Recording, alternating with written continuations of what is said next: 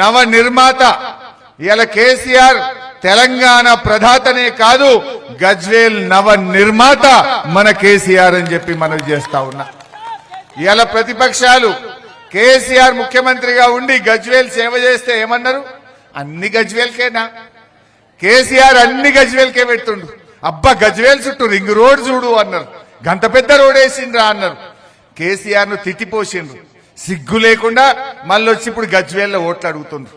ఏ ముఖం పెట్టుకొని బీజేపీ వాడు అడుగుతున్నాడు? నువ్వు అన్ని గజ్వేల్కేనా అని గజ్వేల్ ను కళ్ళల్లో పెట్టుకున్నారు. గజ్వేల్ అభివృద్ధిపై ఈర్షపడ్డారు.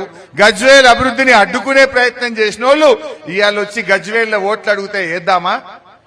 అంత అమాయకులమా? మోసం చేసి గజ్వేల్ ను అభివృద్ధిలో అడ్డుకున్న వాళ్ళకి ఓటేయాలనా? ఇవాళ పోటీ ఎవరి మధ్య?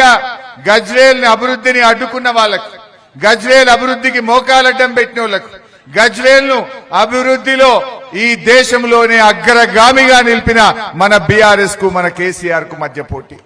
ఆలోచించండి. అడ్డుకున్న వాళ్ళు గెలవాలనా? గజ్వేల్ ను అభివృద్ధిలో అగ్రగామిగా నిలిపిన వాళ్ళు గెలవాలనా?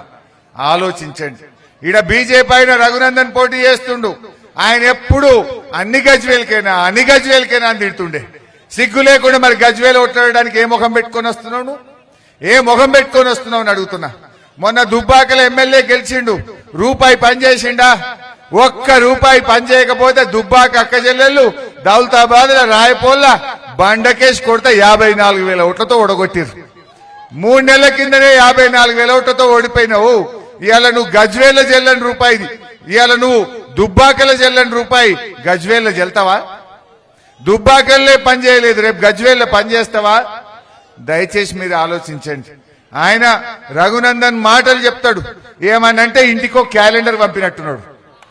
గా క్యాలెండర్ మీ కడుపు నింపుతుందా? క్యాలెండర్ తో మీరు బతుకుతారా? ఆ క్యాలెండర్ తో మనం ఏమన్నా ముందుకు పడతామా? ఆలోచన చెయ్యండి. ఇవాళ బీజేపీ పేదల వ్యతిరేక పార్టీ, కర్షకుల వ్యతిరేక పార్టీ, కార్పొరేట్లకు 14 లక్షల కోట్లు మాఫీ చేసింది తప్ప పేదలకు ఏమీ చేయలే. బీజేపీ 350 సిలిండర్ను 1000 రూపాయలు చేసింది బీజేపీడు. ఇవాళ బీజేపీడు 60 రూపాయలకు ఉన్న పెట్రోల్ డీజిల్ ని 100 రూపాయలు దాటించినోడు